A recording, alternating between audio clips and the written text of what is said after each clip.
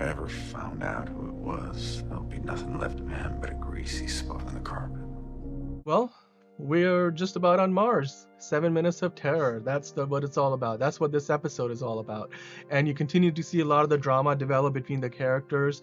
You see Margot finally get the former director of Roscosmos, who's, as we find out, the KGB's been taking very not good care of, very good care of him. Since we last saw him, I think it was a couple episodes ago, and now she demands that he's in Houston. So the Roscosmos and NASA are working together because now their crews are on the NASA Sojourner spacecraft, basically doing a combined mission. After 3 astronauts passed due to the accident in the last episode, Sojourner is now a combined NASA Roscosmos mission. So the Russians or the Soviets are in Houston at the Johnson Space Center working with the Americans on this combined mission where they're going to go to Mars together, basically share the hardware, and basically try to get each of their mission objectives completed without having the extra hardware that the Soviets had to leave behind. And yeah, so a lot of that KGB blackmail continues. Margot's character is doing her best to, it's basically her love interest, who is the former director of Sergei, who's a former director of Roscosmos, try to get him out of the KGB's hands and do it in a way where his family doesn't face retaliation, or maybe like get his family across too. We of course in the last season saw another Soviet astronaut defect to the US and during the Apollo era, and he's part of the NASA mission crew on Sojourner going to Mars, and there's some tension between him and of course the Soviet members of the crew who are now on board the same vessel going to Mars. From the side of the Baldwins, oh my god, Danny Stevens continues to become the absolute, pain in the neck, the absolute, most hated character on the show, and one of the most, I think, hated characters in all of television right now. Nothing against the actor. I just think, if anything, he's doing a fantastic job of making his character as unlikable as possible, doing sniveling around and basically, getting into Ed Baldwin's, mailbox, trying to listen to his wife's or his former ex-wife's messages, video message, call message between them. That's a straight up invasion of privacy.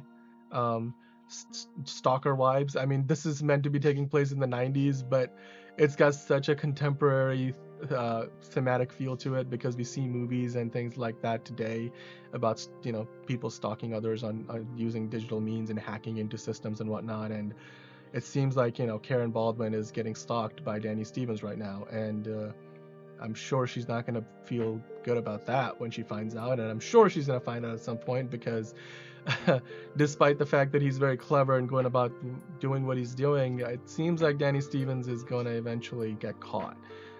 There's a very tension-filled scene in this episode where he's sitting with Ed Baldwin, basically an uncle, almost a de facto father figure in his life, believe it or not, which makes this all the more twisted because he was Gordo's best friend, and that's one of the reasons why he's brought him on this Mars mission, not knowing at all that he was the one who had an affair with Karen, and the reason why Karen and Ed separated in last season's finale, I think it was, when all that went down. So that scene where they're playing cards and literally Danny is asking Ed all about that, and what would you do if you found out who that person was, and he was like he would be 6 feet under the ground or something like that, or he would I don't think he said that, but he said something along those lines, like, yeah, like it's in the past and you learn forgiveness, but damn, if I found out who messed around with my ex and caused my marriage to fall apart, I'd bury that guy. Like, that's and Joel Kinnaman does it with such nuance that it's awesome. I'm like, wow, that is honestly one of the best scenes that this show has put on to date. And by the end of the episode, we see the two crews, the Helios crew and the NASA / Roscosmos crew, both attempt a landing on Mars. They both get there. Well, Helios gets there 3 days early, but there's a sandstorm that stops them from landing, so it allows the NASA and Roscosmos crew to catch up.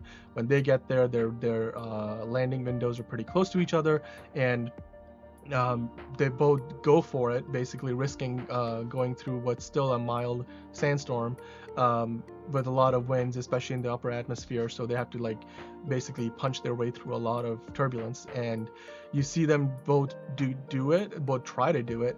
Ultimately, Ed's chooses to back out and aborts the landing because he's like, it's too dangerous, and so he makes a judgment call, and it seems like it cost him again.